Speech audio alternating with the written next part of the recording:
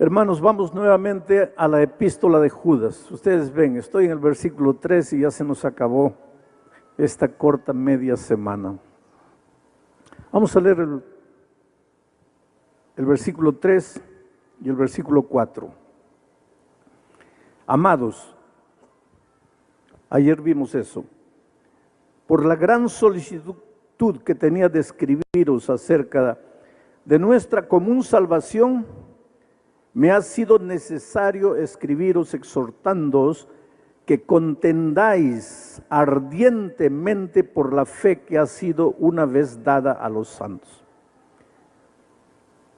Cuando Judas decidió escribir su libro, su carta, él tenía una cosa en mente: voy a explicar el tema de la salvación. No hay tema más sublime que el tema de la salvación, el misterio de la salvación, el misterio de la gracia.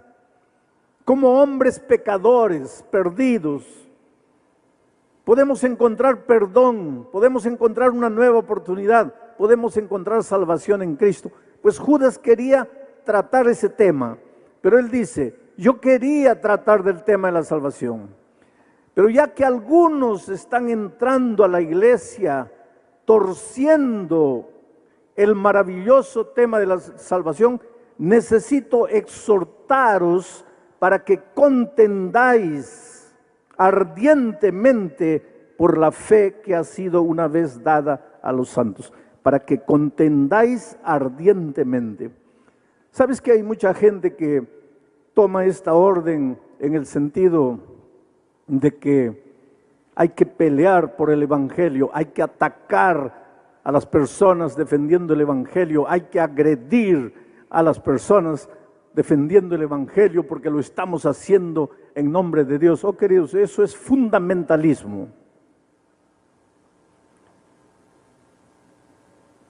Cuando tú atacas a alguien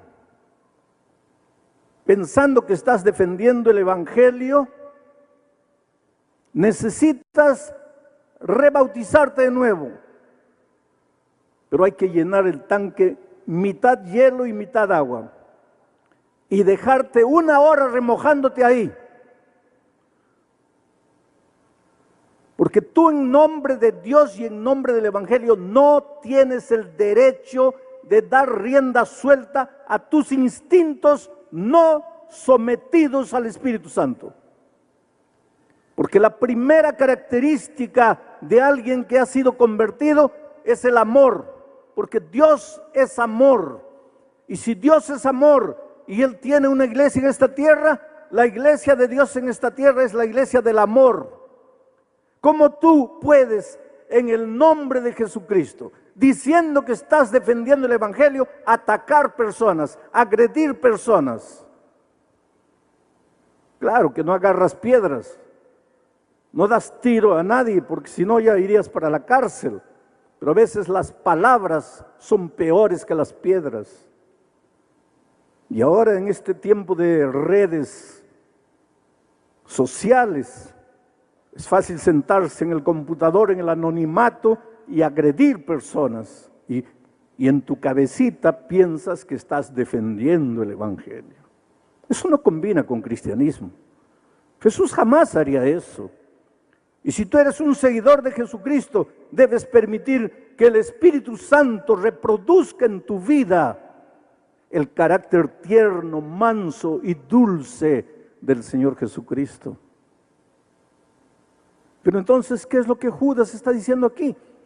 Él dice así: he cambiado el propósito, dice. Primero quería hablarles de la salvación, pero he decidido exhortaros que contendáis. Esa palabra contendáis en griego es el verbo epaginosimai, que literalmente quiere decir que agonicéis defendiendo.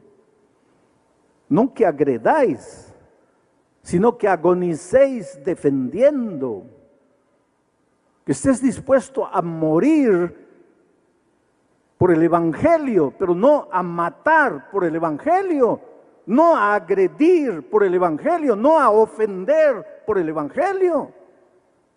agonizar defendiendo los valores, los principios del Evangelio, a vivir el Evangelio. La mejor manera de defender el Evangelio no es con palabras, es con tu vida. Vive el Evangelio. No hay mejor argumento en favor del cristianismo que un cristiano transformado por el poder de Dios. Mahatma Gandhi, el líder hindú, decía, después de estudiar toda la doctrina cristiana, dijo algo terrible. Dijo, después de estudiar la doctrina cristiana, yo me volvería un cristiano, porque la doctrina es maravillosa. Yo me volvería un cristiano si no fuera por causa de los cristianos. Un cristiano que no ha sido transformado por la gracia de Jesucristo es el peor argumento en favor del cristianismo. Pero mi texto para esta noche no es ese. Eso ya vimos anoche. Dice, yo he decidido exhortaros que contendáis ardientemente por la fe que ha sido una vez dada a los santos. Porque algunos hombres han entrado encubiertamente, esa palabra encubiertamente en griego es la palabra metaschematizo, de donde viene nuestra palabra metamorfosis. Es decir, algunos hombres han entrado, pero entran pareciendo una cosa y se van transformando, se van metamorfoseando, y después se muestran como son, pero entran de mansito, entran como que aceptan el Evangelio, pero de repente comienzan a cambiar, comienzan a metamorfosearse.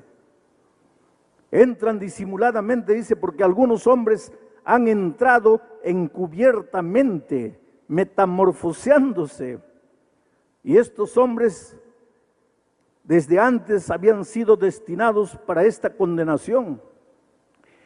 Y miren cuál era el problema de ellos. Dos. Primero, estos hombres impíos convierten en libertinaje la gracia de nuestro Dios. Primer problema. Toman la gracia de Jesucristo y la transforman en libertinaje. Y segundo problema, y con este hecho niegan al propio Dios, al único soberano, a nuestro Señor Jesucristo. Vamos a analizar estos dos conceptos de apostasía que comenzaban a entrar en la iglesia. Dice, estos impíos convierten la gracia de Dios en libertinaje. Trata de pensar lo que está diciendo Judas. Estos impíos tratan de convertir la gracia de Dios en libertinaje. Quiere decir que esta gente habla de la gracia. Esta gente predica acerca de la gracia. Esta gente enseña acerca de la gracia. Pero Judas le dice, estos impíos. ¿Cómo puede alguien que cree en la gracia ser impío?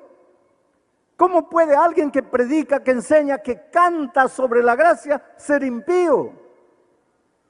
Pero es lo que Judas dice. ¿Y por qué los llama impíos? La raíz de impío, malo, malvado, pero que entra disfrazado a las filas de la iglesia. Estos impíos toman un tema tan lindo, tan maravilloso como es la gracia de Jesucristo. ¿Qué es lo que te enseña la gracia de Jesucristo? Hijo, no importa quién eres, no importa cómo vives, no importa lo que has hecho, ven a los brazos del Señor Jesucristo para nacer de nuevo, ven para que seas transformado. Pero ¿qué hacen estos impíos? Ellos te dicen así, ven, la gracia de Jesucristo es abundante. No necesitas hacer nada para salvarte porque Cristo lo hace todo. Tú puedes continuar viviendo en tu pecado, pero Dios es amor, y como Dios es amor, ya estás salvo. Dios es amor, su amor no va a acabar nunca, y como no va a acabar nunca, tú puedes continuar viviendo tu vida de pecado y vas a ser salvo, porque como Dios es amor, finalmente todos se van a salvar. La diferencia es bien sutil. La verdadera gracia de Cristo no es solamente gracia perdonadora, es gracia transformadora. Pero lo que estos impíos enseñaban es, la gracia de Cristo es permiso para que continúes viviendo como quieras vivir, porque Dios te ama tanto que de todas maneras te vas a salvar. Y querido, nunca como hoy hemos vivido en tiempos cuando la gracia maravillosa de Cristo ha sido transformada en libertinaje. Libertinaje no es libertad, porque la libertad demanda responsabilidad. El libertinaje no. El libertinaje es hacer lo que tú quieres, vivir como tú quieres, andar como tú quieres y por donde tú quieres. Eso es libertinaje. Libertad está ligada a la responsabilidad. Nunca como en nuestros días se ha defendido tanto la gracia de Cristo, en el sentido de que puedes vivir como quieras, puedes hacer lo que quieras. Es por eso que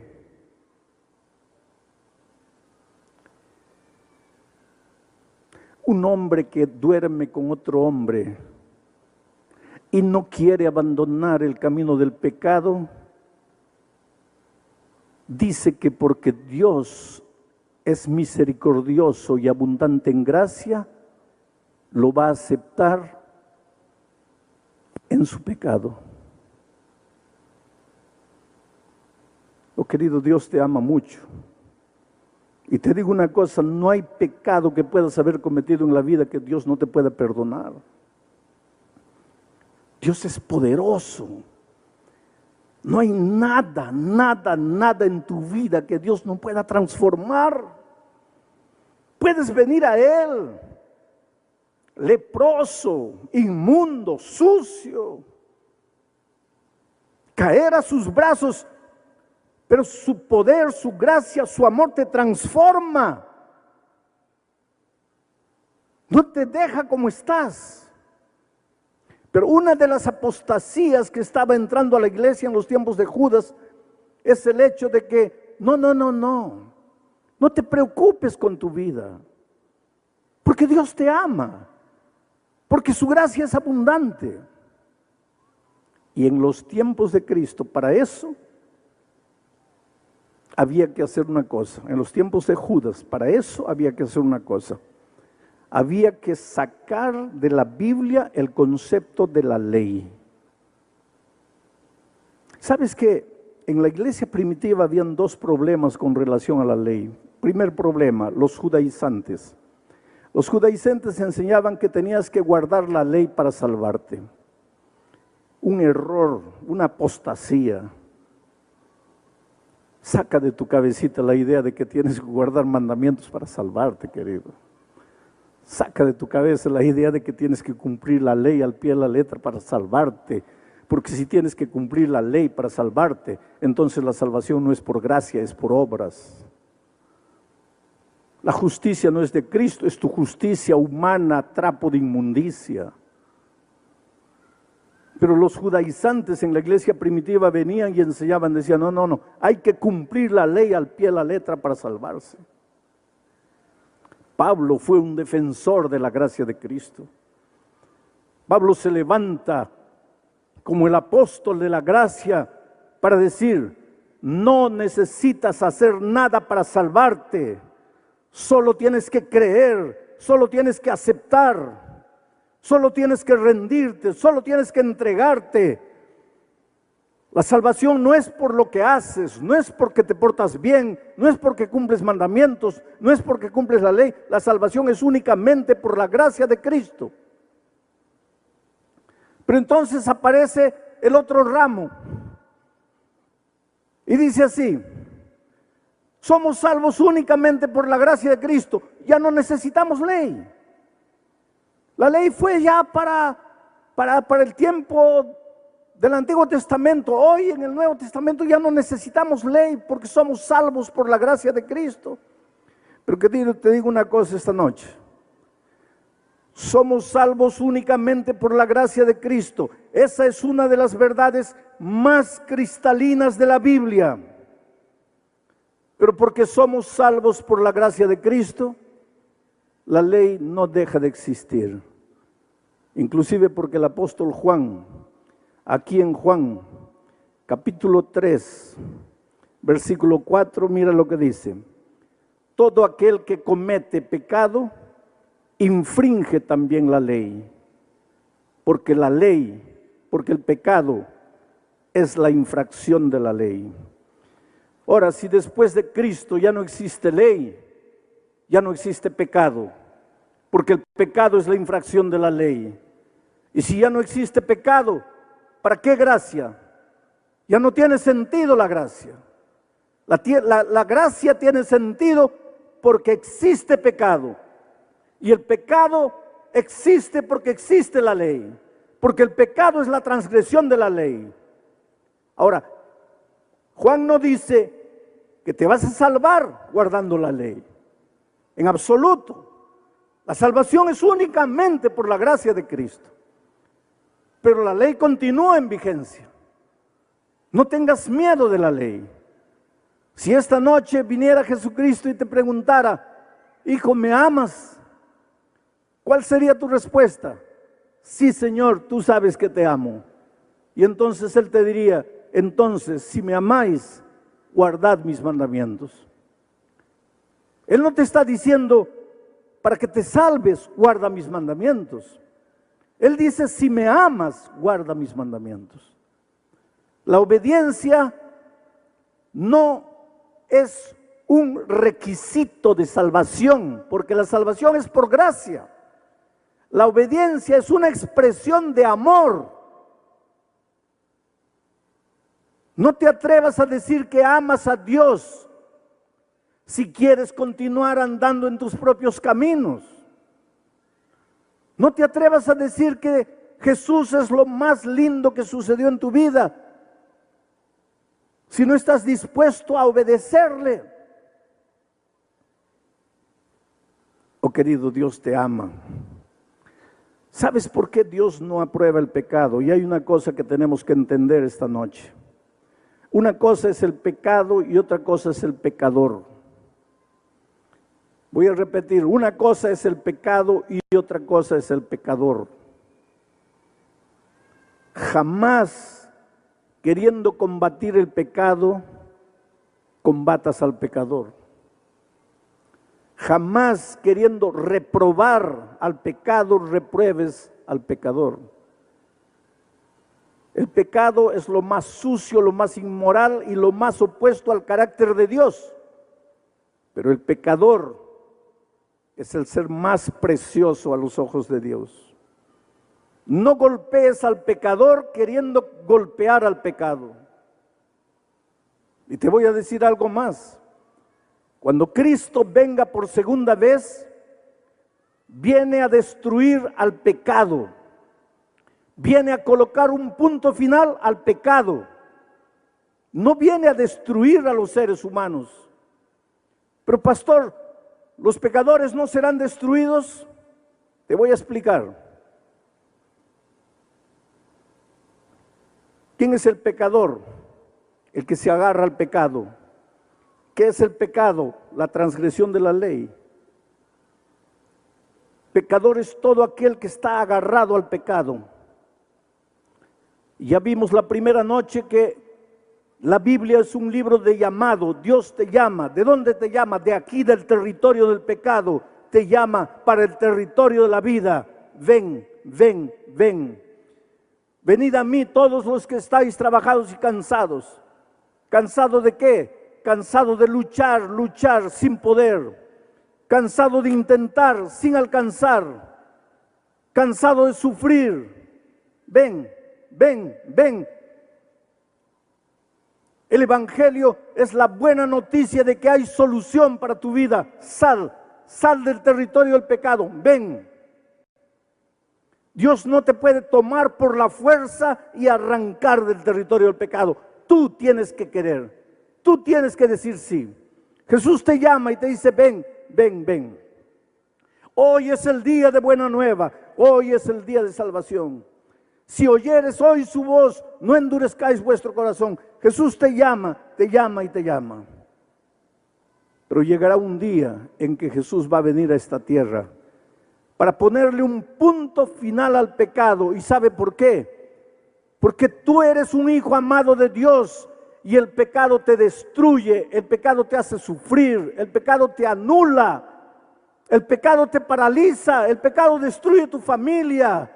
Tu hogar en este momento está destruido por causa del pecado. El pecado te mete en deudas, el pecado deforma tu personalidad, el pecado te esclaviza. Dios no te creó para ser esclavo, Dios no te creó para vivir endeudado, Dios no te creó para vivir prisionero de los vicios, Dios te creó para libertad, Dios te ama. Y como el pecado te oprime, como el pecado te destruye, Dios no acepta el pecado de manera ninguna. Porque tú eres lo más precioso que Dios tiene y el pecado te destruye. Por eso Dios dice, ven, ven, ven. Pero un día va a tener que colocarle un punto final a la historia del pecado. Y cuando ese día venga y la ira de Dios sea derramada, será derramada sobre el pecado. Y los únicos seres humanos que serán destruidos serán aquellos que se agarraron con uñas y dientes del pecado y no lo quisieron soltar. Tú no tienes que tener miedo de los juicios divinos, porque hoy es el día de buena nueva. Dios te llama, te llama, te llama. Dios te suplica. Dios dice, aquí estoy a la puerta de tu corazón y te llamo. Si vienes a mí, entraré. Si me abres la puerta, entraré, viviré contigo. Oh queridos, ¿cómo entender que la gracia de Cristo no es licencia para pecar? ¿Cómo entender que la gracia de Cristo cuando llega a tu vida no te libra solamente del peso, de la culpa de tu vida pasada, sino que te liberta de las cadenas del pecado? Y entonces quedas como una paloma libre para volar, volar, volar por los horizontes sin fin. Si tú crees en la gracia perdonadora y transformadora de Cristo, esta noche puedes haber entrado aquí arrastrándote en tu pecado, amarrado a corrientes de vicios, de hábitos que te destruyen, amarrado a sentimientos de los cuales no te puedes libertar, amarrado a pensamientos inmundos que te perturban de día y de noche. Puedes haber entrado aquí arrastrando la lepra de tu pecado, pero el Señor Jesucristo esta noche está en esta arena y se mueve soberano en la persona de tu Espíritu Santo y llega cerca de ti y dice, hijo, si quieres yo te puedo libertar, si quieres yo te puedo curar, si quieres yo te puedo salvar. Déjate salvarte, deja de correr, deja de huir, deja de esconderte. Hoy es el día de buena nueva, hoy es el día de salvación. En Santa Cruz de la Sierra, hace muchos años atrás, dirigí una campaña de evangelismo en el Coliseo Deportivo de esa ciudad. Al final hice una invitación y dije, ¿cuántos quieren entregarle el corazón a Jesucristo? Y un ebrio vino por el corredor central. Estaba completamente ebrio porque él venía, pero venía tambaleándose. Y toda la gente se reía porque seguramente pensaba, ese pobre ebrio no sabe lo que está haciendo. Pero él vino así, ebrio, porque esa noche yo dije, ven a Jesús. Estás drogado, ven trayéndole tu drogadicción. Eres víctima de algún vicio, ven trayéndole tu vicio. No puedes sacar de tu corazón el odio, ven trayéndole tu odio. Ven a Jesucristo como estás.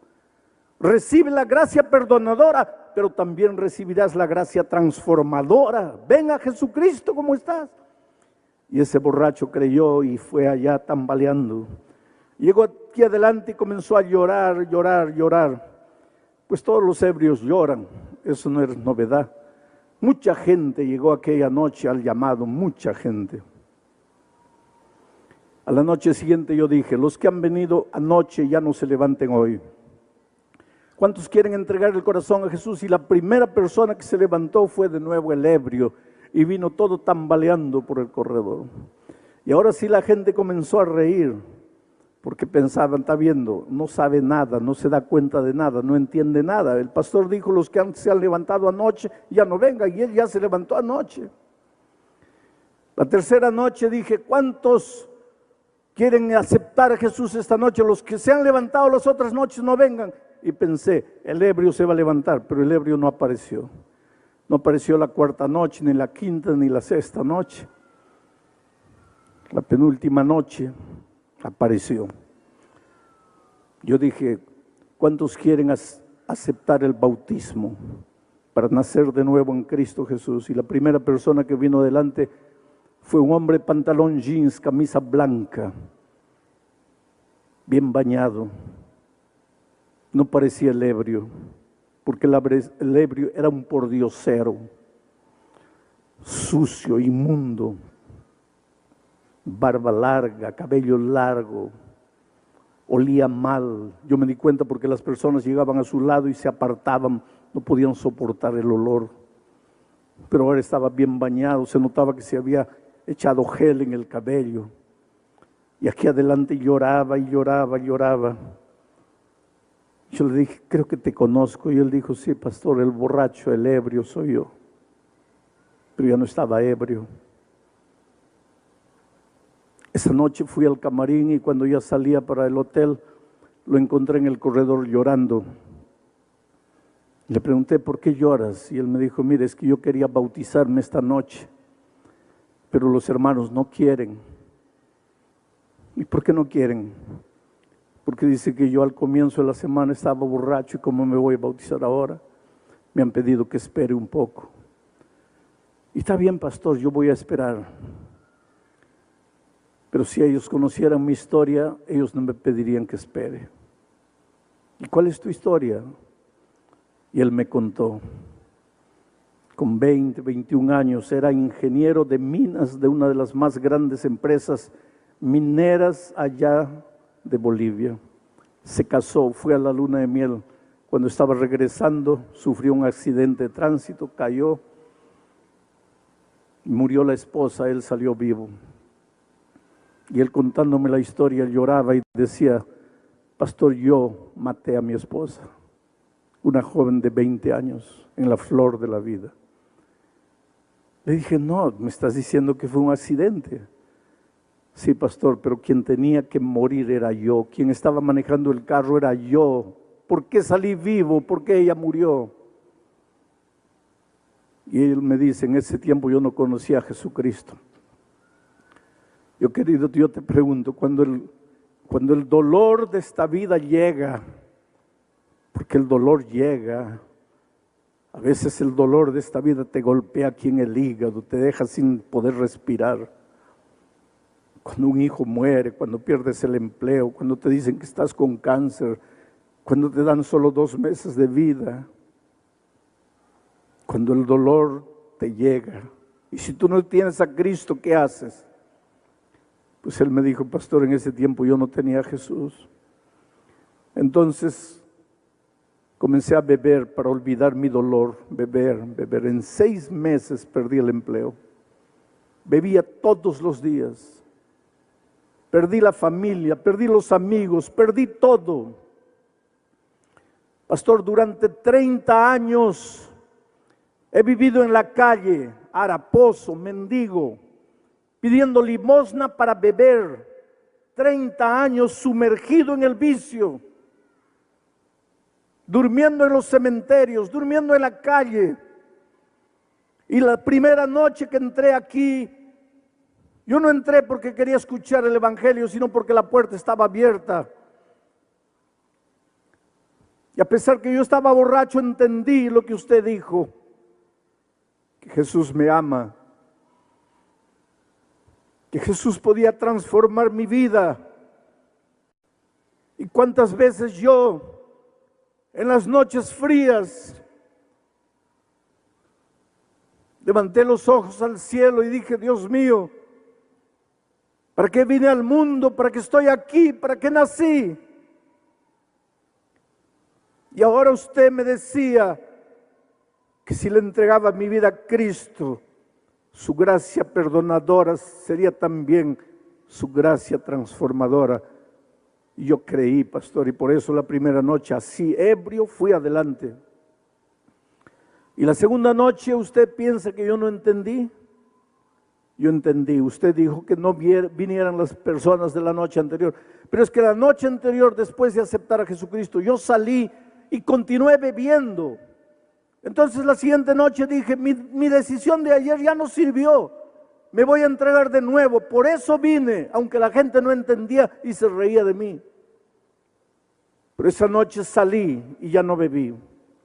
Y pastor, hoy está completando 5 días, después de 30 años que he bebido todos los días. Hoy completo 5 días sin colocar una gota de alcohol en mi boca. Eso es un milagro. Yo te digo una cosa, querido, eso es un milagro. La vida cristiana está hecha de milagros. Mientras estés prisionero del pecado, justificando tu pecado, explicando tu pecado, tratando de driblear la palabra de Dios, mientras estés tratando de esconderte en tus propios argumentos, no eres feliz, no tienes paz en el corazón. Necesitas rendirte, necesitas entregarte. Hoy es el día de buena nueva, hoy es el día de salvación. Y ese hombre se entregó y quería bautizarse, y los hermanos le dijeron: no puedes bautizarte porque hace 5 días estabas borracho. Había un hermano que estaba al lado escuchando todo y se acercó y lo abrazó emocionado y le dijo: hermano, perdóname, soy yo el que dije que no podías bautizarte, pero es que yo no conocía tu historia. Si tú quieres, puedes bautizarte. Yo te digo una cosa en el nombre de Jesús: no juzgues a las personas.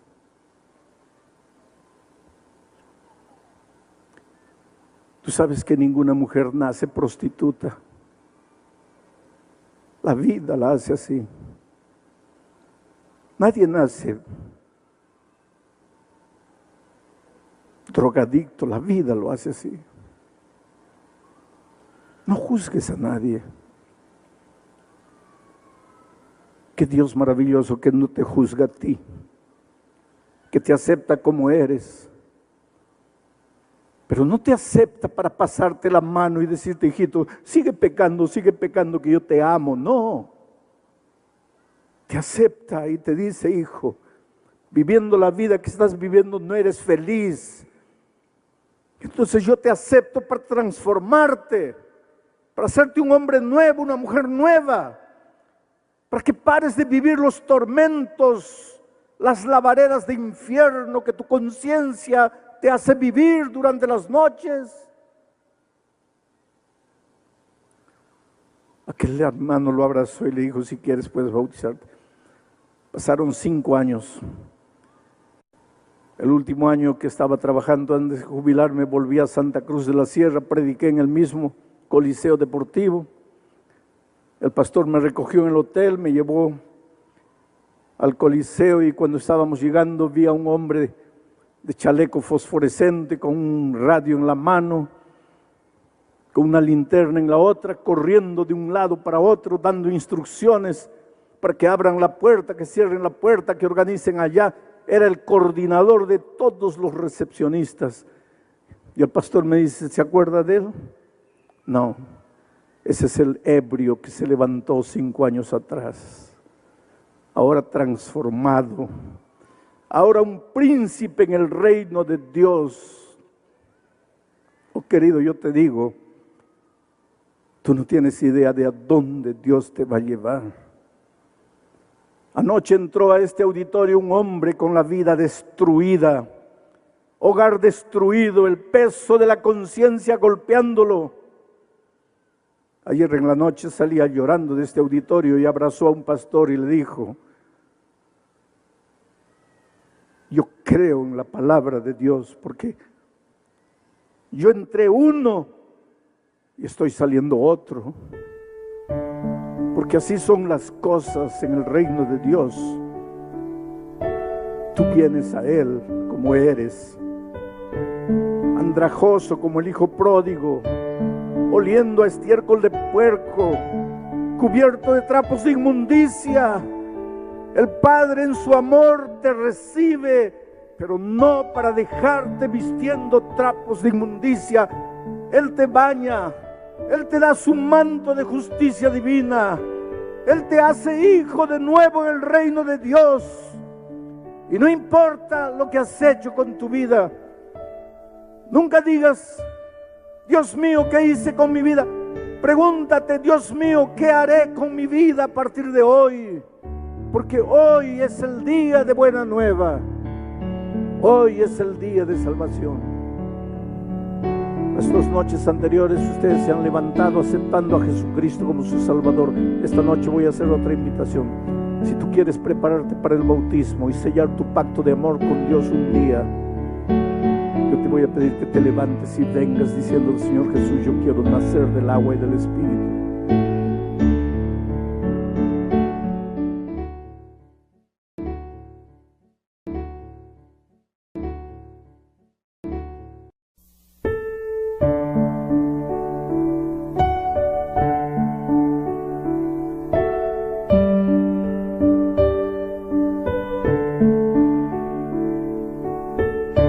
Hola mi amigo querido, mira, grabo este comentario mientras estoy en la ciudad de Poços de Caldas, una ciudad bonita del interior del estado de Minas Gerais en el Brasil. Estoy participando de un concilio para ministros de la página impresa. Bueno, hoy iniciamos un nuevo trimestre y veremos a lo largo de estos 3 meses cuál es la mejor manera de prepararse para el tiempo del fin, porque es evidente que vivimos en los últimos días de la historia de este mundo. Sabes, este mundo no puede continuar como está. El dolor, el sufrimiento, la injusticia, la violencia tienen que llegar al fin.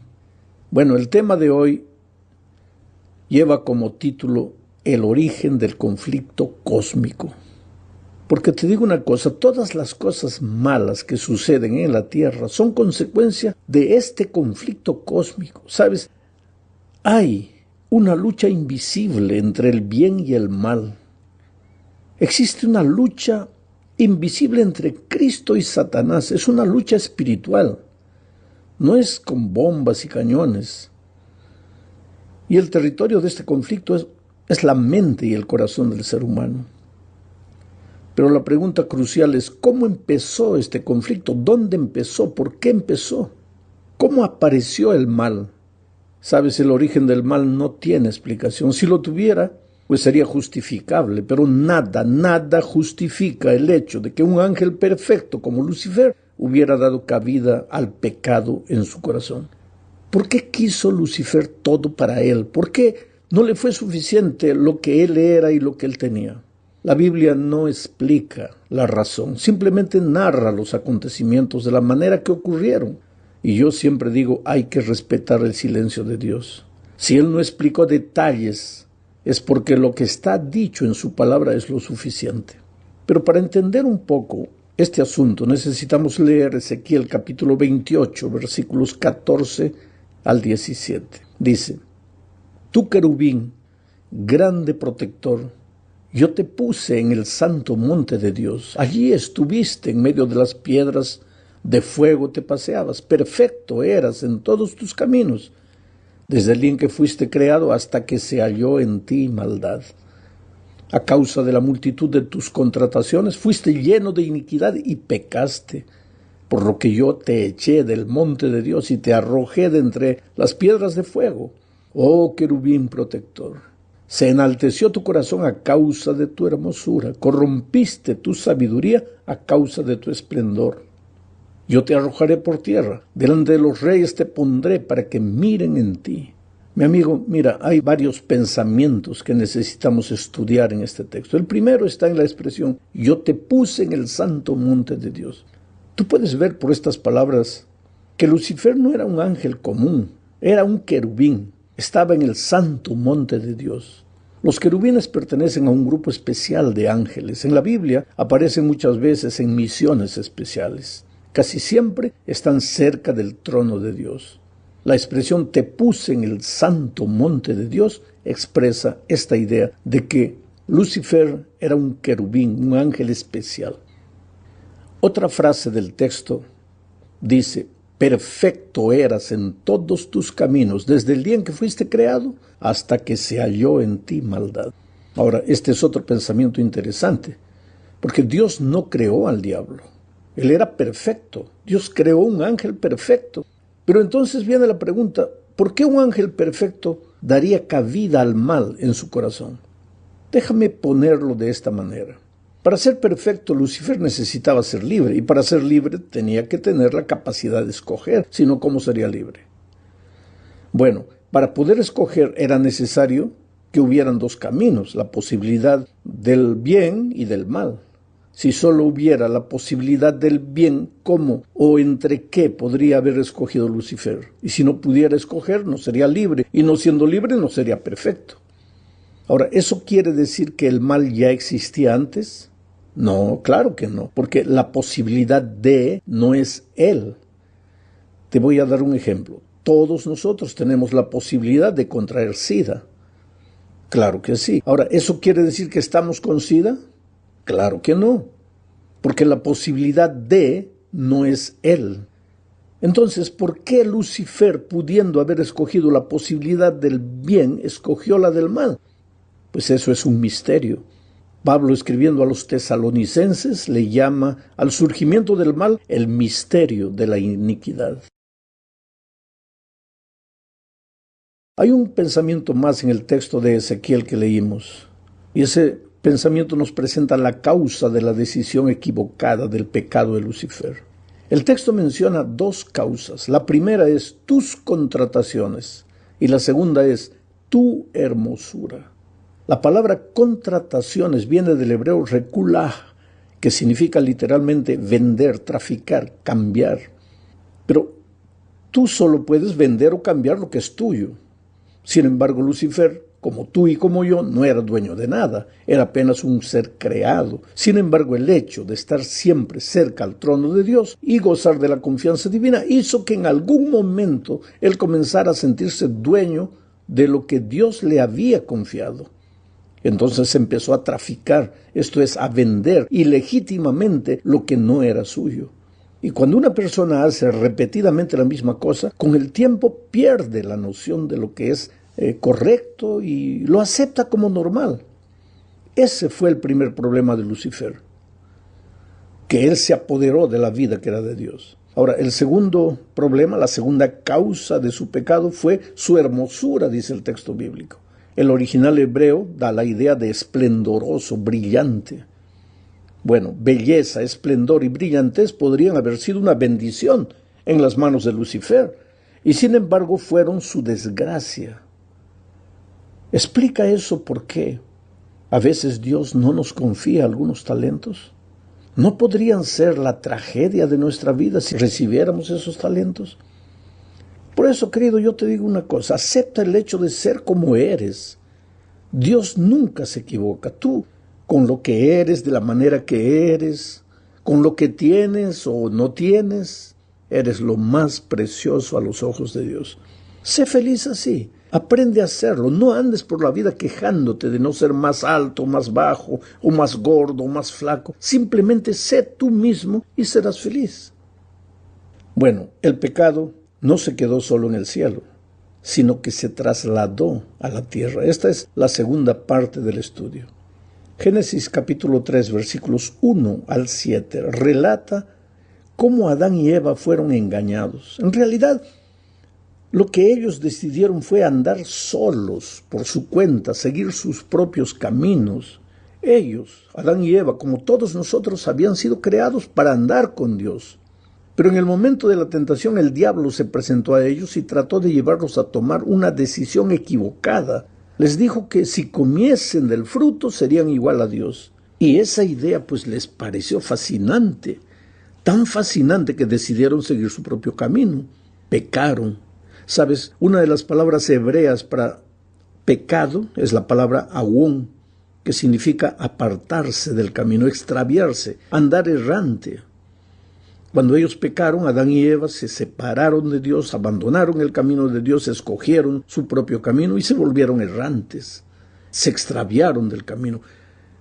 Pero hay algo que debemos tener en cuenta. Adán y Eva no podrían haber dicho que no sabían que existía un enemigo que trataría de destruirlos. La Biblia no lo dice explícitamente, pero cuando Eva le dijo a la serpiente que el Señor les había dado un permiso para comer cualquier fruto del huerto, menos del fruto de aquel árbol, estaba declarando que ella sabía perfectamente lo que Dios le había dicho antes de que la serpiente apareciera. En otras palabras, ella no podría afirmar completamente que fuera engañada. Ella sabía lo que estaba haciendo, pero decidió hacerlo. Y en este punto encontramos una estrategia del enemigo que será usado a lo largo de los tiempos. Primero te va a llevar a tomar una decisión equivocada, pero para eso él tiene una estrategia especial. Él difícilmente se presentará a ti en forma de diablo.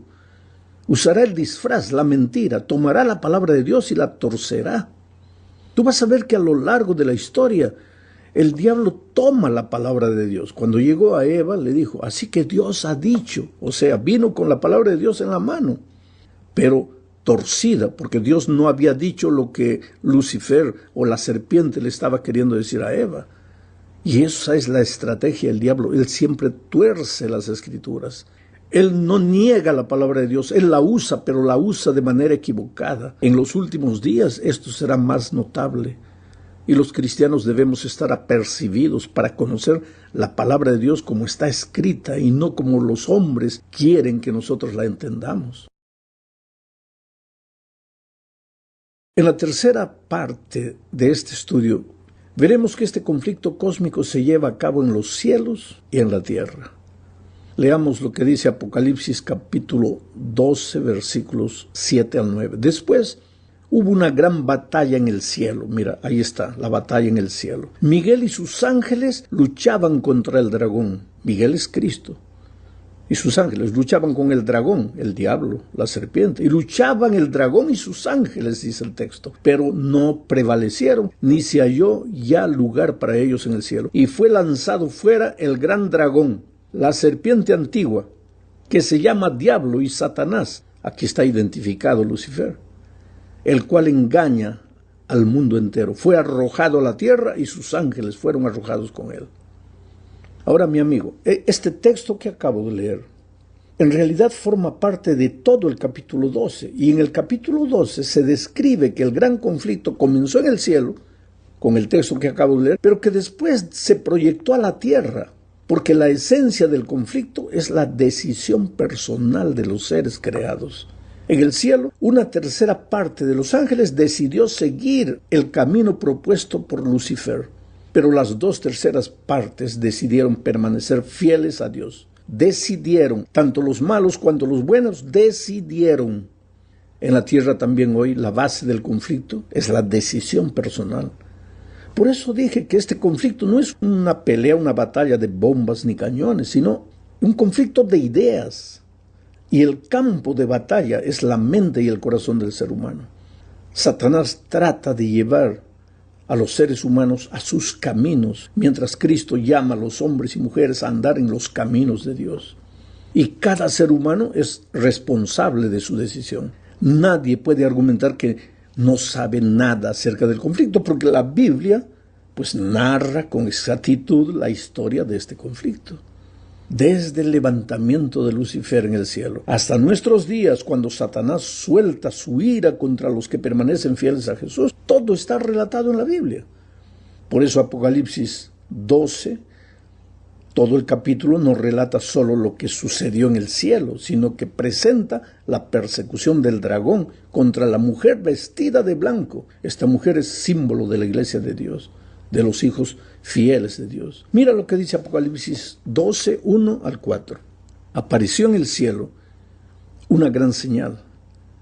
Una mujer vestida de sol, con la luna debajo de sus pies, y sobre su cabeza una corona de 2 estrellas. Estas 2 estrellas son símbolo de los 12 discípulos. Esta es la iglesia cristiana naciente. Y sigue diciendo, y estando encinta clamaba con dolores de parto, en la angustia del alumbramiento. ¿Quién iba a nacer? Cristo. También apareció otra señal en el cielo. He aquí un gran dragón escarlata, esta es la serpiente antigua, Lucifer, que tenía 7 cabezas y 10 cuernos, y en sus cabezas 7 diademas. Todos estos simbolismos tienen significado, solo que yo no me voy a detener ahora a explicarlos porque no nos da el tiempo para eso. Y el tema tampoco es eso. Sigo leyendo. Y su cola arrastraba la 3ª parte de las estrellas del cielo. Son los ángeles que él engañó. Y las arrojó sobre la tierra. Y el dragón se paró frente a la mujer. La mujer es símbolo de la iglesia, que estaba para dar a luz, a fin de devorar a su hijo tan pronto como naciese. ¿Quién era ese hijo? El Señor Jesucristo. ¿Y qué hizo el diablo cuando Jesús nació? Trató de matar a Jesús. Herodes mandó su ejército a acabar con todos los niños porque quería matar a Jesús. Aquí está todo, mira, la profecía cumplida al pie de la letra. Y después, más adelante, en el capítulo 12 mismo de Apocalipsis, en el versículo 17, vemos ahora la persecución del diablo contra la iglesia de Dios, no en el inicio de su historia, sino ya en nuestros días. Entonces el dragón se llenó de ira contra la mujer, contra la iglesia, y se fue a hacer guerra contra el resto de su descendencia, de la descendencia de ella. ¿Quiénes son esos? Hoy día, la iglesia de hoy, los descendientes. ¿Y quiénes son esos? Los que guardan los mandamientos de Dios y tienen el testimonio de Jesucristo. 2 características del pueblo de Dios. Primero, creen en Jesucristo con todo su corazón, predican a Jesucristo, hablan del Evangelio, pero en segundo lugar, caminan a la luz de los mandamientos de Dios. Lo admirable de la profecía bíblica es la exactitud con que se cumplen los acontecimientos. Esta es la 4ª parte ahora del estudio. El versículo 6 de Apocalipsis dice, y la mujer huyó al desierto, donde tiene lugar preparado por Dios para que allí la sustenten por 1260 días. Aquí se habla de 1260 días proféticos, o sea, 1260 años literales. Durante todo este tiempo la iglesia de Dios fue perseguida por mantenerse fiel a las enseñanzas divinas de la Biblia. Esas persecuciones, dice El conflicto de los siglos, página 38, esas persecuciones que empezaron bajo Nerón, cerca del tiempo del martirio de Pablo, continuaron con mayor o menor furia por varios siglos. Los cristianos eran inculpados calumniosamente de los más espantosos crímenes y eran señalados como la causa de las mayores calamidades, hambres, pestes y terremotos. Como llegaron a ser objeto de los odios y las sospechas populares, no faltaban los delatores que por vil interés estaban listos para vender a los inocentes. Se los condenaba como rebeldes contra el imperio, enemigos de la religión y azotes de la sociedad. Muchos eran arrojados a las fieras o quemados vivos en los anfiteatros. ¡Qué cosa terrible! Y si tú revisas la historia en general, tú vas a ver que durante muchos años, exactamente durante 1260 años, la iglesia de Dios, que quería ser fiel, obediente a la palabra de Dios, fue perseguida. ¿Sabes lo que esto significa? Querido, es interesante. La profecía dice que también en los últimos días la iglesia fiel volverá a ser perseguida. Delante de eso encontramos la promesa de Mateo 28:20, que dice, yo estoy con vosotros todos los días hasta el fin del mundo. Mira, si tú quieres un cristianismo tranquilo, un cristianismo, vamos a decir así, soft, liviano, que no te cree problemas, pues tú cree en todo, tranquilo. No mires a la palabra de Dios y no trates de ser fiel a sus enseñanzas. Simplemente ve a la iglesia, canta, adora, ora y vuelve a casa y ya está. Pero si tú quieres ser fiel a Dios, prepárate porque el diablo tiene ira contra aquellos que quieren obedecer las enseñanzas de la palabra de Dios. Pero en medio de eso Jesús ha prometido que Él estará con nosotros hasta el fin del mundo. Yo estoy con vosotros todos los días hasta el fin del mundo. ¿Sabes lo que esto significa? Que nada, ¿sabes? Ni siquiera la persecución, ni el hambre, ni la muerte, nada te puede separar del amor de Dios. La presencia de Jesús contigo, ya sea ahora o en los últimos tiempos, no significa que pues necesariamente te vas a librar del dolor, del sufrimiento, las pruebas o incluso de la muerte. Nunca se te prometió, Jesucristo nunca prometió en su palabra que por haberlo aceptado estarías libre del dolor, del sufrimiento en esta vida. Pero lo que Él ha prometido es que en medio del dolor tú nunca estarás solo. Él te puede acompañar, Él te va a acompañar hasta el fin. Llegamos ahora al fin de este comentario hablando de la ley y del evangelio. Ambos están relacionados estrechamente. ¿Sabes? No existe contradicción entre la ley y el evangelio. Tú no puedes colocar la ley contra el evangelio o el evangelio contra la ley. El evangelio significa las buenas noticias de que aunque estábamos perdidos, Cristo vino a este mundo y nos rescató del pecado. ¡Qué bellísima noticia! Cristo nos rescató del pecado. ¿Pero qué es pecado? 1 Juan 3:4 dice que el pecado es la transgresión de la ley. Eso quiere decir que si la ley ya dejó de existir en la cruz del Calvario, como algunos piensan, pues ya no existiría el pecado, porque el pecado es la transgresión de la ley. Entonces, ¿de qué pecado nos rescataría el evangelio? Oh, mi amigo querido, el evangelio existe porque existe el pecado, y el pecado existe porque la ley existe. Siendo así, necesitamos colocar las cosas en orden. La ley no tiene como función salvar. Solo Cristo salva. La ley solo muestra la voluntad de Dios, porque como dice Pablo, ¿cómo sabría que robar es pecado si la ley no dijera no robarás? Entonces, esa es la función de la ley, mostrar el pecado. Solamente eso. La ley no salva a nadie. Si tú guardas la ley de Dios queriendo salvarte, estás mal. Esa no es la enseñanza bíblica. El ser humano es salvo únicamente por la gracia de Cristo que murió en la cruz del Calvario por nuestros pecados. Así siendo, debemos agradecer a Dios por su salvación y por amor a Él debemos andar en las enseñanzas de su santa ley. Por eso Jesús dice, si me amáis, guardad mis mandamientos. Pero el pueblo que decide amar a Dios y andar en sus caminos, la profecía dice que en los últimos tiempos vivirá momentos difíciles. Y es de todo eso que vamos a hablar a lo largo de este trimestre. Que Dios te bendiga ricamente.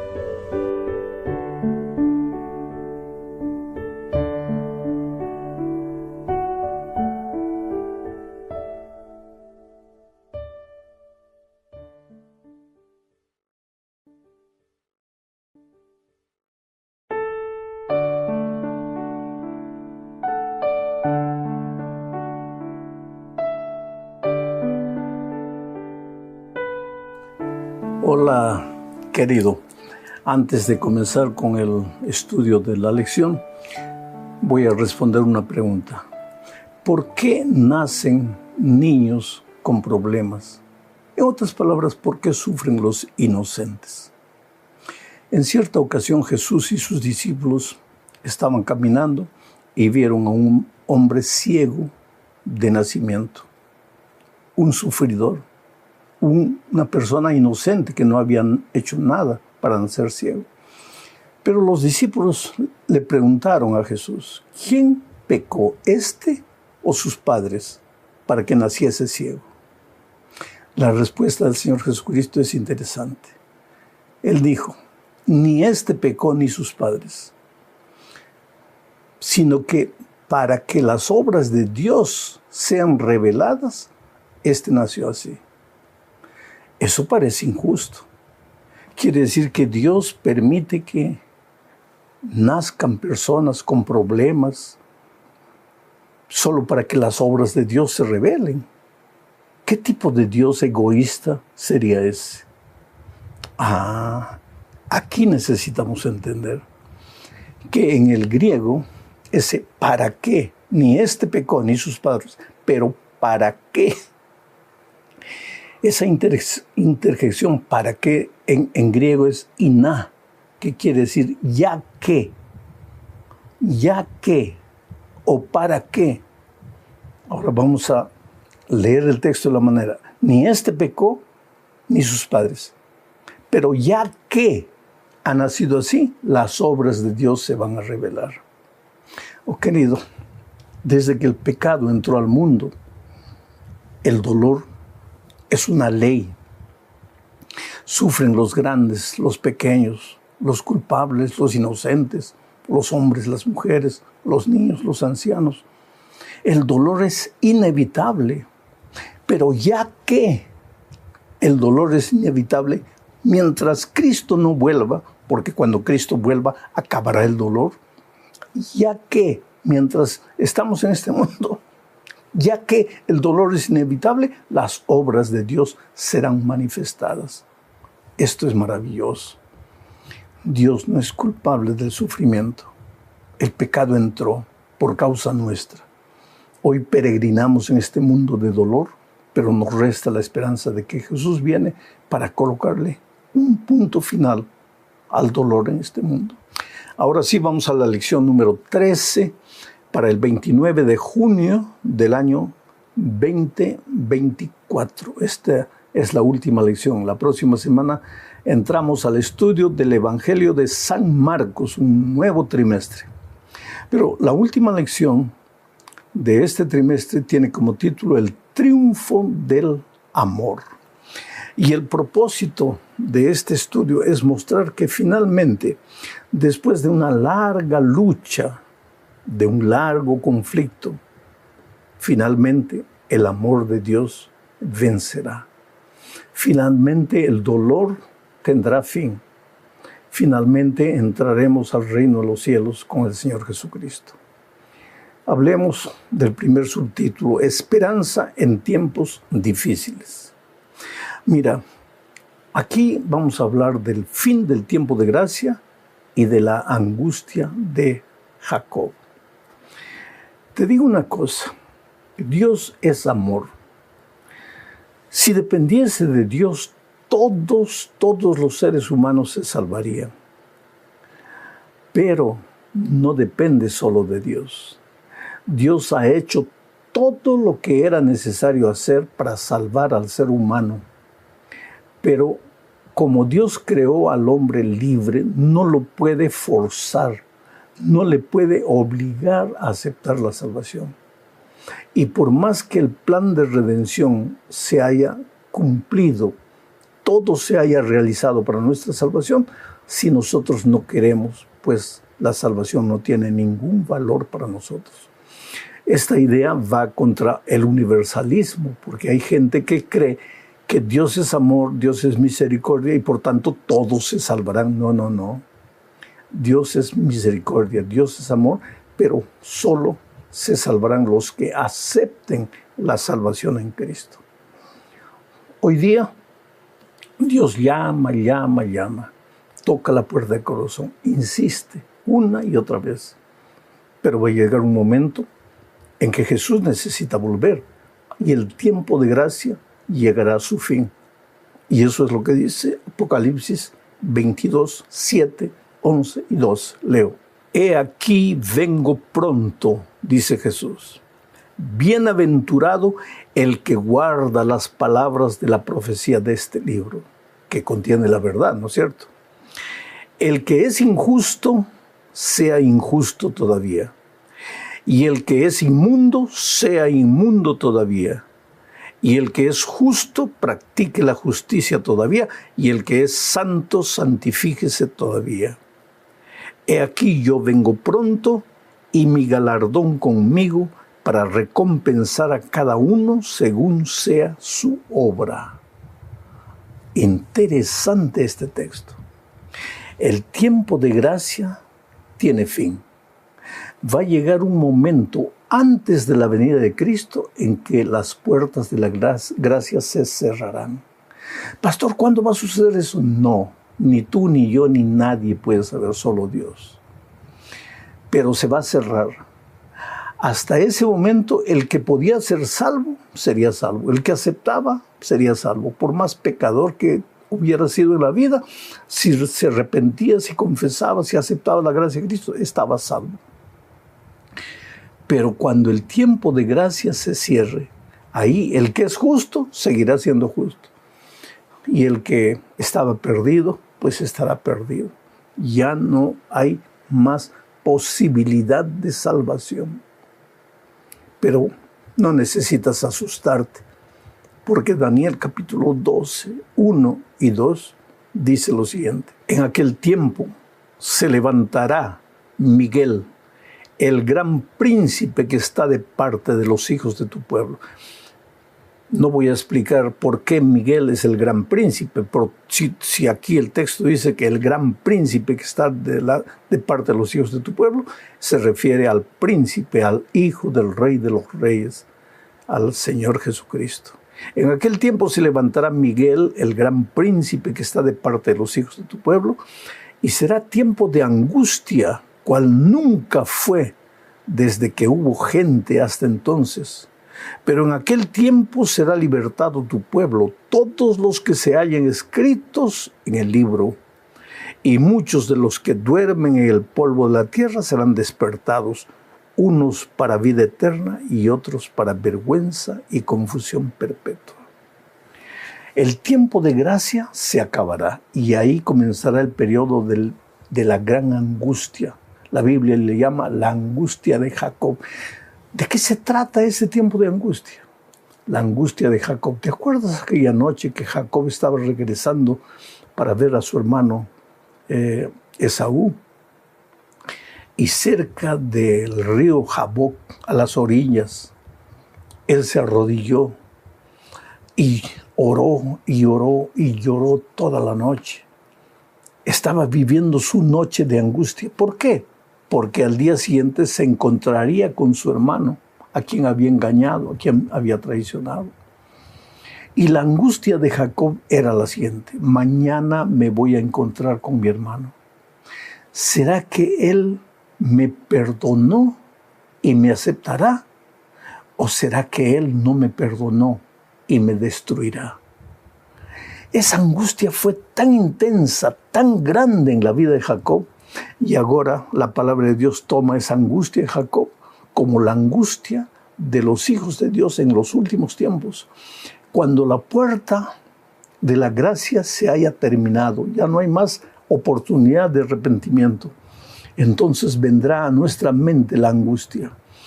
Sabemos que el tiempo de gracia terminó. No sabemos cuándo, pero sabemos que el tiempo de gracia terminó. Y la angustia es: ¿cuándo se cerró el tiempo de gracia? ¿Cuando yo estaba afuera o cuando yo estaba adentro? ¿Cuando yo estaba andando en los caminos de Dios o cuando yo estaba andando en los caminos de pecado? ¿Cuándo se acabó el tiempo de gracia? Mañana me encontraré con mi hermano mayor, el Señor Jesucristo. ¿Será que Él me perdonó y me aceptará? ¿O será que Él no me perdonó y me destruirá? Esa será la angustia terrible del pueblo de Dios. Pero querido, tú no tienes nada que temer. Hoy entrégale la vida al Señor Jesucristo. Hoy acepta al Señor Jesucristo. Si tienes que ser bautizado hoy, bautízate en el nombre del Padre, del Hijo y del Espíritu Santo. Hoy es el día de buena nueva. Hoy es el día de salvación. Vamos a la segunda parte del estudio bajo el subtítulo de Esperanza en el pronto regreso de Jesús. Mira, querido, el hecho de que hoy todo parezca tranquilo, relativamente, ¿no? Porque oímos guerras y rumores de guerras allá lejos en el Medio Oriente, aquí cerca en Venezuela, en fin. Pero el hecho de que aparentemente todo está tranquilo no quiere decir que Jesús se olvidó de nosotros y que Jesús no volverá. El hecho de que la violencia, la miseria, la traición proliferan no quiere decir que Jesús no volverá. El hecho de que muchos vivan como si Dios no existiera, dando rienda suelta a sus instintos, a sus impulsos carnales, no quiere decir que Jesús no volverá. Uno de cada 25 versículos del Nuevo Testamento habla de la venida de Jesús. La venida de Jesús no es una teoría, no es una vana esperanza, es una realidad. Cristo va a venir cuando en la agenda divina llegue el día y la hora de la venida de Cristo. Él vendrá para ponerle un punto final a la historia del pecado. Por eso Juan 14, 1 al 3 contiene las palabras del propio Señor Jesucristo que dijo: no se turbe vuestro corazón. ¿Creéis en Dios? Creed también en mí. En la casa de mi Padre muchas moradas hay. Si así no fuera, yo os lo hubiera dicho. Voy pues a preparar lugar para vosotros. Y si me fuere y os preparar el lugar, vendré otra vez y os tomaré a mí mismo, para que donde yo estoy, vosotros también estéis. De esta promesa maravillosa que el propio Señor Jesucristo hizo, Él dijo: vendré otra vez. Y Dios no es hombre para que mienta, ni hijo de hombre para que cambie su opinión. Dios es Dios. El Señor Jesucristo es Dios, uno con el Padre y con el Espíritu. Y Él dijo: vendré otra vez, y puedes creer que el Señor Jesucristo vendrá. Aunque los seres humanos hoy día, muchos se burlen, se ríen de la bendita esperanza de la vuelta de Cristo, Él vendrá. Y a sus hijos, a los que creen en su palabra, Él les dice: no se turbe vuestro corazón. En otras palabras, no os entristezcáis, no os desesperéis, aunque veáis el pecado multiplicándose, aunque veáis que el mundo parece que se va a desaparecer solo, no temáis, porque yo volveré. ¿Y qué es lo que Tito 2, 11 al 14 dice? Leo: porque la gracia de Dios se ha manifestado para salvación a todos los hombres, la gracia de Dios, enseñándonos que renunciando a la impiedad y a los deseos mundanos, vivamos en este siglo sobria y justa y piadosamente. Quiere decir que la gracia de Dios no hace que vivamos como querramos, sino que la gracia de Dios nos enseña que renunciando a la impiedad y a los deseos mundanos, vivamos en este siglo sobria, justa y piadosamente, aguardando la esperanza bienaventurada y la manifestación gloriosa de nuestro gran Dios y Salvador Jesucristo, quien se dio a sí mismo por nosotros para redimirnos de toda iniquidad y purificar para sí un pueblo propio, celoso de buenas obras. ¿Qué dice Pablo en la carta a Tito? Dice que la gracia del Señor Jesucristo se manifestó, colocó en nuestro corazón la esperanza de su venida, de su segunda venida. La gracia del Señor Jesucristo nos enseña a vivir sin mancha en este mundo.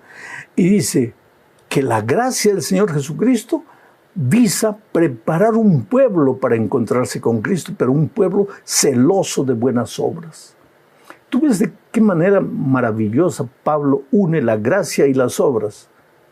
Somos salvos por la gracia para preparar un pueblo deseoso de buenas obras. Las obras tienen un lugar en la vida del cristiano. Las obras no salvan, la gracia salva. Pero si la gracia te salvó, vas a producir buenas obras. Vas a seguir en obediencia a los 10 mandamientos de Dios. Vamos a la tercera parte. Aquí se habla del milenio en la tierra. ¿Qué sucederá cuando Jesús regrese?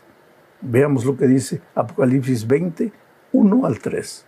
Vi a un ángel que descendía del cielo con la llave del abismo y una gran cadena en la mano, y prendió al dragón, la serpiente antigua, que es el diablo y Satanás, y lo ató por 1000 años y lo arrojó al abismo y lo encerró y puso su sello sobre él para que no engañase más a las naciones hasta que fuesen cumplidos 1000 años. Después de esto debe ser desatado por un poco de tiempo. Cuando Cristo venga, los muertos en Cristo resucitarán. Luego los vivos se unirán a los resucitados e iremos con el Señor Jesucristo por 1000 años. Los que no creyeron en Jesús serán muertos con el resplandor de su venida. Y los que ya estaban muertos sin creer en Jesús permanecerán muertos. Nosotros iremos al cielo con Jesús por un periodo de 1000 años. ¿Y a qué nos dedicaremos? ¿Cuál será nuestro trabajo? Esta es la cuarta parte de nuestro estudio bajo el subtítulo del juicio en el milenio. Mira lo que dice Apocalipsis 20, 4 y 6. Y vi tronos, y se sentaron sobre ellos los que recibieron facultad de juzgar. Y vi las almas de los decapitados por causa del testimonio de Jesús y por la palabra de Dios, los que no habían adorado a la bestia ni a su imagen, y que no recibieron la marca en sus frentes ni en sus manos, y vivieron y reinaron con Cristo 1000 años. Bienaventurado y santo el que tiene parte en la primera resurrección. La segunda muerte no tiene potestad sobre ellos, sino que serán sacerdotes de Dios y de Cristo, y reinarán con Él 1000 años.